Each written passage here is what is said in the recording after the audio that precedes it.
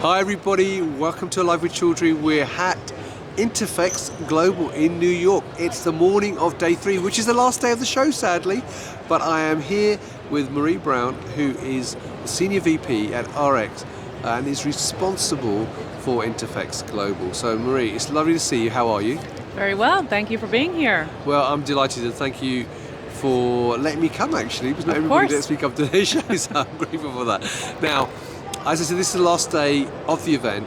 I have not been to INTERPHEX in 2019. So I thought it'd be great to just find out a bit more about you, about how the show has developed since COVID, and also what your plans are going forward. So my first question though is, as VP for the event, what's the feedback you've been getting to this year's event? What's new about this year's event? Or what feedback have you had from people about this? We have actually received a lot of feedback. Obviously post-COVID it was a little sketchy, attendance wasn't back up to the 2019 numbers, but I think this is the year that we really have a high level of energy. We're probably about 15% behind 2019, but we are over 50% ahead in terms of attendance versus last year. We have about 450 exhibitors on the show floor. I think they're extremely happy with the show, and I think we'll probably close it in about 10,000 industry professionals. That's fantastic. Now, as an organizer of the event, how have you developed the show since COVID? Because obviously, as someone who's been to a lot of shows since COVID, I know that because of the pandemic, a lot of companies have been reticent in sending their staff for a number of reasons, for sustainability issues, for cost reasons, and so on. So, how have you seen that impact your visitors, and what have you been doing to encourage people to come to INTERPHEX? Well, it's a good question. I think, I think we can all agree that face-to-face is never going away. People need that ability to get together face-to-face, and that's evidenced by this show and others. What we have heard from our exhibitors, though, is that they said we deliver engineers, but we do not deliver the number of scientists they want. Right. Hence, we have collaborated with AAPS in a small way this year, but in a much bigger way next year. So one, they will help us bring the scientists. They will create content that's truly about where business meets science. And what we also realize is that we cannot just send out promotional emails to attendees and expect them to come just to visit the exhibit floor. So next year, you will see a transformed conference program that includes on-floor education, off-floor education, curated exhibit floor tours. So it will deliver attendees more of an experience to actually keep them here longer. Right, and I know you have a relationship with PDA, so does that continue? It does, yes. We are, we're a very comprehensive event. We can't just work with one association, so we of course will continue to work with them. Brilliant. Now, in terms of the visitor profile though, how have you seen the visitor profile change since the pandemic? Because obviously, pre-COVID, it was always about big pharma, small molecule. Big molecule was being talked about, but we weren't really talking about anti-MPs, vaccines and so on. So, have you seen the profile change at all for this year's event? I would say this year the attendee profile has been largely the same, although as I mentioned that we're moving away, we're seeing more teams come, we're seeing engineers continue to come, but more attendees on the science side. And on the exhibit side, we're certainly seeing a lot more CDMOs and CMOs participate. And in fact, we have about 94 new companies here at INTERPHEX this year.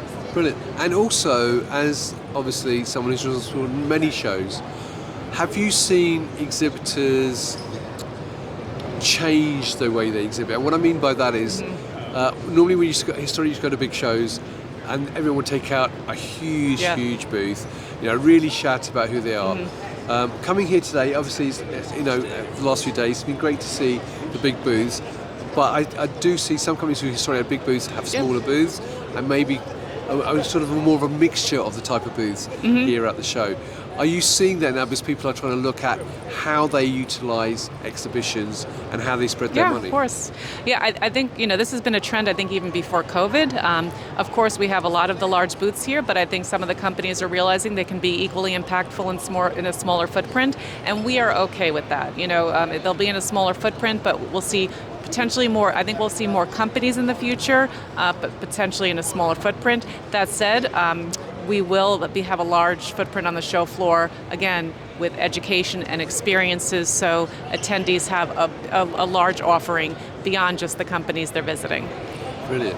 Now, in terms of the digital offerings, I know RX were very big on the RX 365 or 360. I might have got it wrong, so you can correct me by all means. So how much is the digital element now playing as part of the overall show strategy? Because obviously, again, I think the pandemic highlighted to a lot of event organisers, and I've worked in media and publishing more than the events, but so we were always doing a lot of digital, but I know event organisers suddenly went, oh my God, there's no more live shows, we really need to get our digital offering off, not just you, but Informer and other organisers. So how has that sort of developed as a business from your point of view, and how does that complement the show?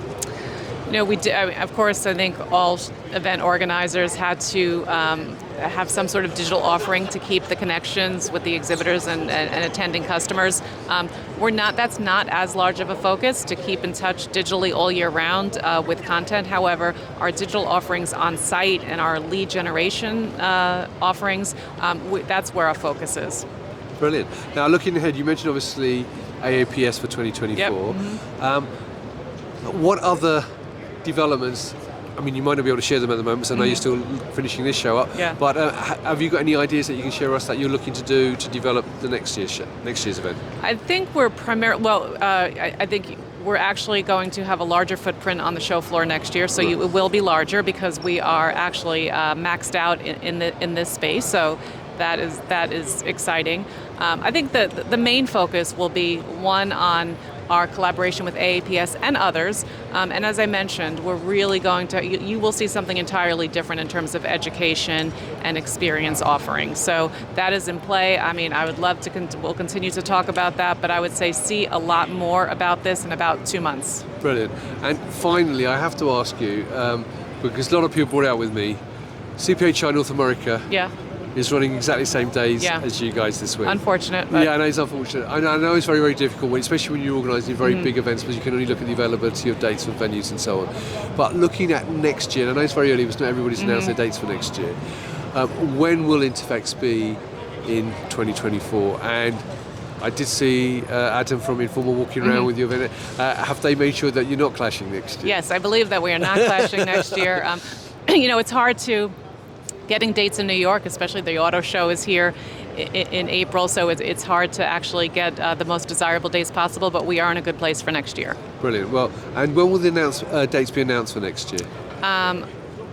I'll get back to you on that, but certainly very soon. All right, well, viewers, by the way, this is all off the cuff, so if Maria doesn't have an answer, it's only because we haven't prepped anything beforehand, so you have to forgive if she doesn't have an answer straight away. Well, look, I appreciate, Maria, you taking the time out to talk to me, because I'm sure you're very, very busy this morning, particularly as the last day. Well, thank you. It's great to have you here. But good luck with the end of the show. I hope it goes really well. I hope breakdown, because that's always the most stressful thing, getting these stands all broken down, everyone leaving. It goes very well as well today. So viewers, if you'd like to know more about INTERPHEX 2024, look out for a link above the video which will have details about that and the dates for next year. Exactly. And also obviously follow RX and INTERPHEX Global on LinkedIn, because it will tell you what's happening on the event throughout the coming months. So Rudi, thank you once again for your time, and viewers, thank you for watching.